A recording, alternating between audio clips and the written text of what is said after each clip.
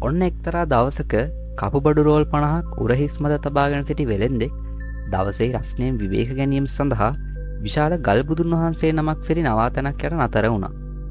ඉතින් එහිදී ඔහු නින්දට වැටුණු අතර ඔහු අවදි වූ විට ඔහුගේ භාණ්ඩ අතුරුදහන් වී තිබුණා. ඉතින් ඔහු වහා මේ කාරණය පොලිසියට වාර්තා කළා.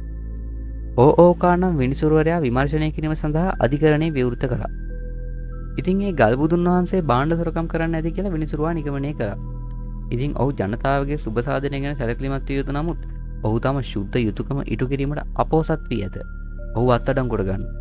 පොලිසිය ගල්බුදුන් වහන්සේව අත්අඩංගුවටගෙන අධිකරණයට ගෙන ගියා. ඉතින් මෙලෙස පිළිමයක් අත්අඩංගුවට අරගෙන යනවත් දුටු මිනිසුන් මේ ගල්බුදු පිළිමය පිටිපසින් ഘോഷාකාරී ලෙස අධිකරණයට ගියා. ඉතින් ඕකා තමන්ගේ ආසනය මත පෙනී සිටියා. ඔහු මේ කලබලකාරී ප්‍රේක්ෂකයින්ට තරුවටු කළා. මේ ආකාරයෙන් සිනාසෙමින් හා විහිළු කරමින් අධිකරණය ඉදිරියේ පෙනී සිටීමට ඔබට ඇති අයිතිය කුමක්ද? ඔබ අධිකරණයට අපහාසයක් වන අතර දඩයකට සහ සිර දඬුවමකට යටත් වේ. ජනතාව සමාව දීමට ඉක්මන් වුණා. ඉතින් මෙලෙස ජනතාව සමාව දුවත් සමාවක් නොදී මේ ඕකා කියන විනිසුරුතුමා පැවසුවේ ඔබලා සැමටම මම දඩයක් නියම කරනවා. දින 3ක් ඇතුළත ඔබ කපු භාණ්ඩ රෝලයක් බැගින් ගෙනා යුතුයි. එලෙස ගෙනාවොත් තමයි ඔබලාගේ දඩේ සම්පූර්ණ වෙන්නේ. මෙය කිරීමට අපොහොසත් වන සෑම කෙනෙකුම අත්අඩංගුවට ගන්නවා.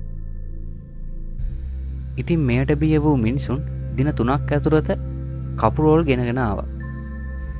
ඉතින් මෙලෙස ගෙනාවට පස්සේ මේ වෙලෙන්දට පෙන්නලා ඇහුවා මෙතන තමන්ගේ එකක් තියනවාද කියලා. ඉතින් වෙලෙන්ද අඳුරගත්තා මෙතනින් එක් රෝලක් තමන්ගේ බව. ඉතින් වෙලෙන්දා තමන්ගේ භාණ්ඩ අරගෙන මේ ජනතාවගේ කපු රෝල් ටික ජාපහු ජනතාවටම ලබා දුන්නා.